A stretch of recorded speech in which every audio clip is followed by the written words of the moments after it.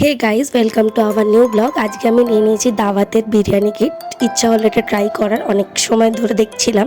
তো এটার প্যাকেটটার net wait আছে দেখছো 334 গ্রাম।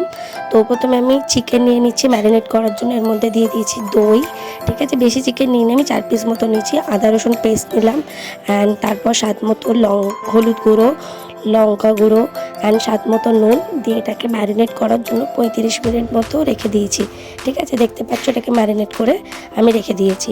এরপর আমি চলে যাচ্ছি দেখতে যে কিটের মধ্যে কী কী আছে। প্রথমে বক্সটা ওপেন করছি। এর মধ্যে একটা ডিটেলস লেখা আছে কাগজে, এটা কীভাবে কী করতে হবে স্টেপ বাই স্টেপ দেখতেই পাচ্ছ, খুব ইজি, ঠিক আছে। অ্যান্ড দেন তারপরে ওর ভেতরে আরও রয়েছে, এখানে দেখতে পাচ্ছ প্রত্যেকটা স্টেপ বাই স্টেপ লেখা আছে। তারপরে এখানে রয়েছে একটা মশলা, ওর মধ্যে দারচিনি, লবঙ্গ, তেজপাতা আছে। দেন যেটা আসল বিরিয়ানির পেস্ট, ঠিক আছে। এই বিরিয়ানির পেস্টটাই হচ্ছে আসল, পুরো অথেন্টিক পেস্ট আছে সেটা কোয়ান্টিটিতে। অ্যান্ড এটার সাথে রয়েছে বাসমতি রাইস, যেটা চাল বিরিয়ানি, সেটাও রয়েছে। তো সেটা প্রত্যেকটা দেখে নিলাম জিনিসপত্রগুলো কী কী আছে। দেন এবার চালটাকে একটা বাটির মধ্যে, এটা হচ্ছে রায়তার একটা মশলা দিয়েছে। এবার চালটাকে ঢেলে নিলাম একটা বাটিতে। এটাকে ধুয়ে একটুখানি জলে ওই মশলাগুলো দিয়ে ভাতটাকে করে নিয়েছি, দেখতেই পাচ্ছ। দেন এবার কড়াইতে পেঁয়াজ বেরেস্তা বানানোর জন্য পেঁয়াজটাকে লাল লাল করে ভেজে নিচ্ছি। যতক্ষণ এটা লাল লাল হচ্ছে লো ফ্লেমে এটাকে ভাজছি, ঠিক আছে। এটা জাস্ট পেঁয়াজটা বেরেস্তা বানানোর জন্য। দেখো তারপর এটা আস্তে আস্তে এটা কালো হচ্ছে একটু একটু, তখন এটাকে তুলে একটা বাটির মধ্যে রেখে দিয়েছি। দেন সেম তেলেই আমি আবার একটুখানি পেঁয়াজ দিয়ে দিয়েছি। পেঁয়াজ দেওয়ার পর যে ম্যারিনেট করে রাখা ছিল চিকেনটা, সেটা দেখো এবার আস্তে আস্তে দেবো এর মধ্যে, কিন্তু তারপর তোমাকে পেঁয়াজটা একটু লাল করে ভেজে দিচ্ছি। দেন তারপরে ওটা আস্তে আস্তে আমি দিয়ে দেবো, দেখতে থাকো।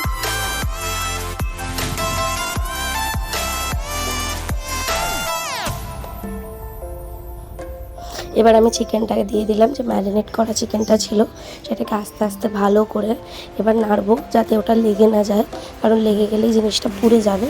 তো আস্তে আস্তে আমি এটাকে নাড়ছি, ঠিক আছে, যাতে ওটা প্রপারলি কুক হয়, কারণ চিকেনটাও কুক হতে হবে, নাহলে কাঁচা থেকে যাবে। দেন এটাকে নাড়ার পর আস্তে আস্তে এটা হচ্ছে।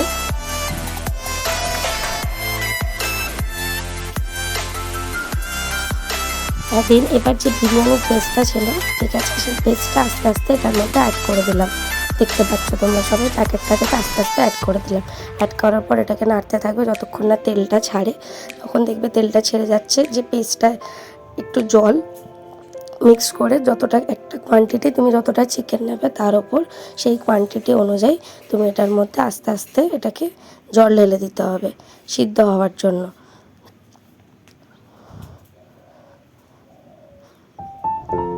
এই যে ফাইনালি আমি জলটা দিয়ে দিলাম। এবার এটাকে তুমি আস্তে আস্তে নাড়তে থাকবে যাতে এটা লেগে না যায়, অ্যান্ড এটা প্রপারলি কুকড হয়। অ্যান্ড তেলটা পুরো ছেড়ে যতক্ষণ না বেরোবে ততক্ষণ প্রপারলি তোমাকে এটা রান্না করতে হবে।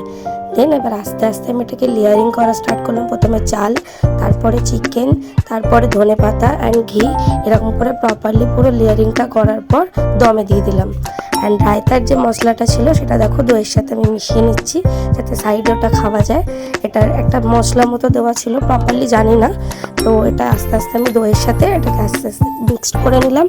মিক্স করে নেওয়ার পর এটা ফেটে এরকম টাইপের দেখতে হয়ে গেল। অ্যান্ড ততক্ষণে আমার দমে দেওয়া বিরিয়ানিটাও রেডি। এই দেখো নামিয়ে নিয়েছি কড়াইটা, দেখতেই পাচ্ছ। দেন প্লেটে সার্ভ করছি। সার্ভ করার পর খেয়েছি। আমার খারাপও লাগেনি, বাট ঠিকঠাক ভালোই খেতে হয়েছিল। নর্মালি বাড়িতে খাওয়ার জন্য বেস্ট। Follow for more.